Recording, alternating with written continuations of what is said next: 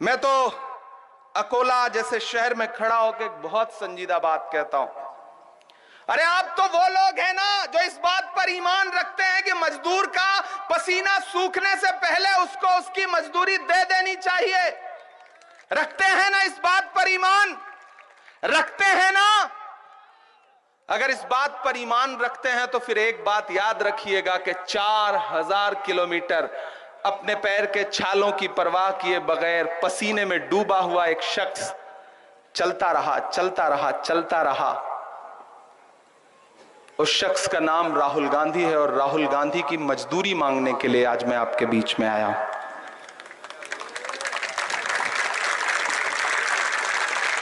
आप तो इस बात पे यकीन रखते हैं कि मजदूर का पसीना सूखने से पहले उसको उसकी मजदूरी दे देनी चाहिए। अभी राहुल गांधी का पसीना सूखा नहीं है।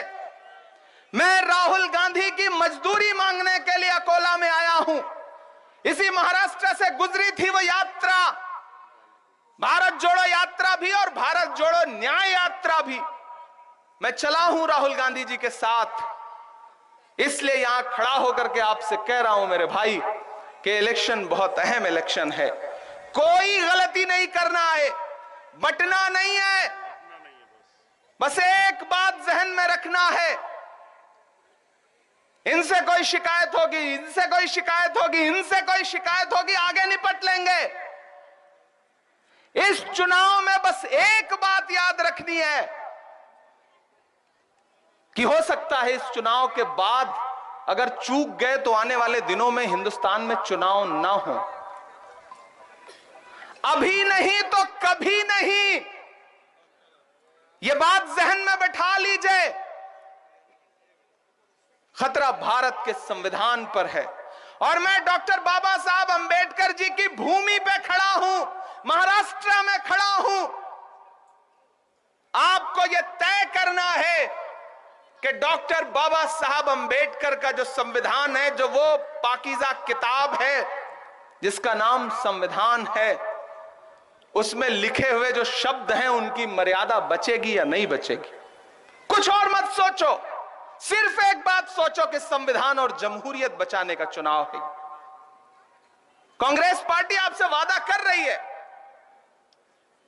कि बहनों को, माओं को 1 लाख रुपए, जो यहां पे नौजवान खड़े हैं, सरकार बनते ही 30 लाख नौकरियां, और आप जो 25 साल की उम्र के हैं जिनके पास डिप्लोमा है लेकिन नौकरी नहीं है, उनको हर साल 1 लाख रुपए बेरोजगारी भत्ता। तो सबसे ज्यादा डिग्रियां लेकर के बेरोजगार तो हम आप घूम रहे हैं ना, तो फायदा किसका होगा?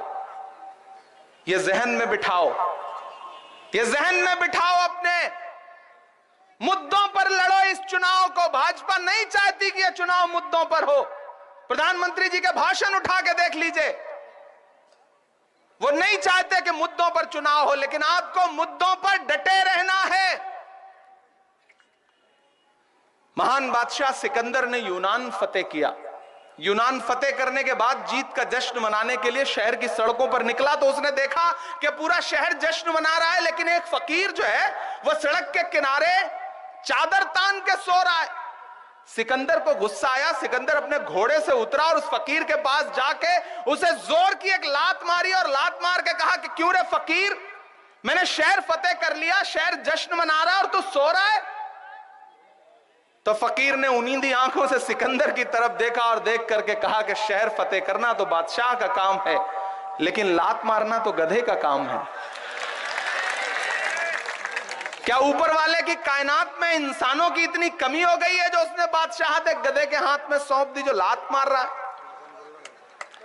लात तो हमको आपको भी पड़ा ना। 2014 में महंगाई की लात पड़ी, फिर नोटबंदी की लात पड़ी, फिर जीएसटी की लात पड़ी, फिर नफरत की लात पड़ी, और आजकल तो इलेक्टोरल बॉन्ड के नाम पे एक ऐसी चीज सामने आई है साहब के चंदा दो धंधा लो। सब बेनकाब हो गए हैं।